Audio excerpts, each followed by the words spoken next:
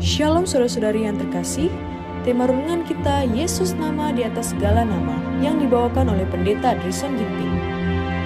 Selamat pagi, bersama kembali dalam renungan kita hari ini, Kamis 18 Juli 2024 dengan judul renungan Kristus ada dalam penyebaran Injil. Ayatnya di dalam Yohanes 1 ayat 12. Tetapi semua orang yang menerimanya diberinya kuasa supaya menjadi anak-anak Allah, yaitu mereka yang percaya dalam namanya. Dari zaman Paulus sampai kepada hari ini, Allah melalui Roh Kudus-Nya telah memanggil orang-orang Yahudi maupun orang-orang kafir, sebab Allah tidak memandang bulu.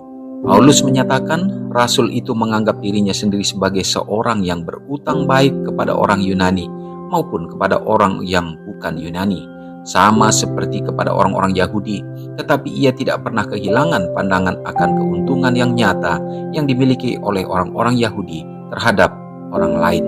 Pertama-tama, karena kepada merekalah dipercayakan firman Allah. Injil, ia katakan, adalah kekuatan Allah yang menyelamatkan setiap orang yang percaya, pertama-tama orang Yahudi, tetapi juga orang Yunani. Sebab di dalamnya nyata kebenaran Allah yang bertolak dari iman dan memimpin kepada iman seperti yang tersurat. Orang benar akan hidup oleh iman. Oleh Injil Kristus inilah, maka sama-sama beruntung baik kepada orang Yahudi maupun orang Yunani, sehingga Paulus dalam surat kirimannya kepada orang Roma menyatakan bahwa ia tidak merasa malu. Bila Injil ini akan disampaikan kepada sepenuhnya kepada bangsa Yahudi, banyak akan menerima Kristus sebagai Mesias. Di antara pekerja-pekerja hanya sedikit dari mereka yang dipanggil untuk bekerja bagi bangsa Yahudi, tetapi kepada mereka yang sering terlewatkan sama seperti orang-orang lain juga, pasti datang kabar kemurahan dan pengharapan di dalam Yesus Kristus. Dalam penutupan pemberitaan Injil itu, bila pekabaran khusus telah dilakukan bagi golongan yang terlewatkan sampai pada saat ini, Allah mengharapkan juru kabar-jurukabarnya untuk mengambil perhatian khusus kepada umat Yahudi yang mereka temukan di seluruh muka bumi ini. Sementara tulisan-tulisan perjanjian lama disatu padukan dengan perjanjian baru dalam suatu penjelasan maksud Allah yang abadi ini akan menjadi bagian kebanyakan orang Yahudi, seperti suatu fajar ciptaan baru, suatu kebangkitan jiwa, sementara mereka melihat Kristus ada dalam penyebaran Injil melalui tulisan-tulisan perjanjian lama dan merasa betapa jelasnya perjanjian baru menerangkan yang lama. Segala kesanggupan mereka yang tertidur akan dibangkitkan dan mereka akan mengenal Kristus sebagai juru selamat dunia. Banyak yang oleh iman akan menerima Kristus sebagai penebus mereka. Kepada mereka akan digenapi perkataan, tetapi semua orang yang menerimanya diberinya kuasa supaya menjadi anak-anak Allah, yaitu mereka yang percaya dalam namanya. Yohanes 1 ayat 12. Renungkan lebih dalam.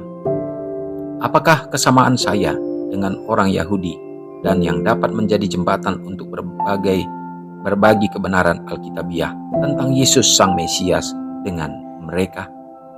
Saudara yang kekasih dalam nama Tuhan, kita bersuka cita pada hari ini di saat kehidupan yang baru Tuhan berikan bagi kita adalah satu kesempatan juga untuk kita dapat memuji dan memuliakan Dia, terutama lewat pekabaran ini yang tentunya memberikan kekuatan bagi iman kita untuk dapat mengikut Yesus Kristus.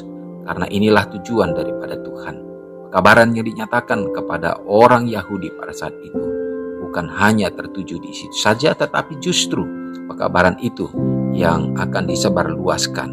Itulah yang dilanjutkan oleh para rasul-rasul pada saat itu, sehingga orang-orang yang disebut kafir pun akan dimenangkan. Mereka juga adalah anak-anak Tuhan. Saudara yang kekasih, dan pekabaran itu sekarang tiba kepada kita. Kita juga harus menyebarluaskan kabar Injil ini. Inilah daripada maksud Tuhan kita, bagaimana penebusannya berlangsung dan juga berlaku bagi semua orang di penjuru dunia ini. Siapakah yang akan dipakai? Tentu kita, saudara dan saya. Dimanapun kita berada, Tuhan mengharapkan supaya kita dapat menjadi juru-juru kabar, saksi-saksi kebenarannya. Dan semua orang diharapkan akan dapat memperoleh akan kabar keselamatan itu, sehingga Yesus segera akan datang. Inilah menjadi harapan kita, dan biarlah kita dikuatkan dan diteguhkan menerima berkat ini. Mari kita sama-sama berdoa. Terpujilah Engkau ya Tuhan yang bertahta dalam kerajaan sorga. Hari ini Bapa, kami kembali bersyukur, memuji, memuliakan Engkau. Hari yang indah, hari yang baik untuk akan kami nikmati. Oleh karena ya Tuhan, pengharapan kami semakin teguh. Kami akan semakin didekatkan kepada kedatangan Tuhan yang menjadi kerinduan dan harapan kami. Tuhan, terima kasih.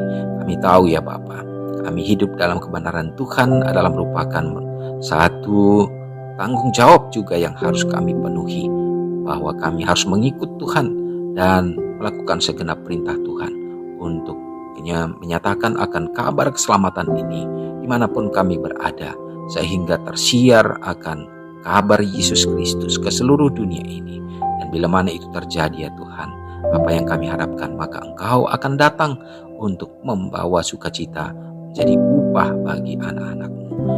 Teguhkanlah kami Bapa dan tuntun kami supaya kami bersukacita hari ini Tuhan, dimanapun kami berada. Sembari kami menantikan kedatangan Tuhan, kami juga akan melanjutkan kehidupan kami. Kami percaya tangan Tuhan akan menolong dan Engkau akan mencukupkan dalam segala keperluan kehidupan kami. Kehadiran Tuhan kami harapkan di tengah kehidupan keluarga umat-Mu ya Bapa.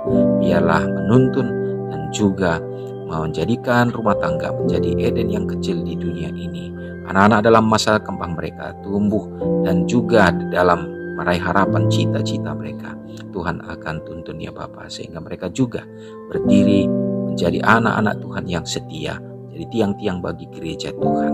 Bapa di sorga yang sakit, Tuhan kiranya memulihkan jamahan kuasa-Mu menjadi bagian mereka juga. Berdoa juga tentunya bagi umat-umat Tuhan. Begitu banyak di akhir zaman ini yang berputus asa oleh karena banyak penderitaan, banyak kesulitan dan kesusahan, problema yang dihadapi ya Bapa. Kami yakin dan percaya Tuhan akan menolong mereka, akan memberikan tuntunan-Mu ya Bapa, sehingga menemukan satu jalan keluar dalam segala problema yang dihadapi.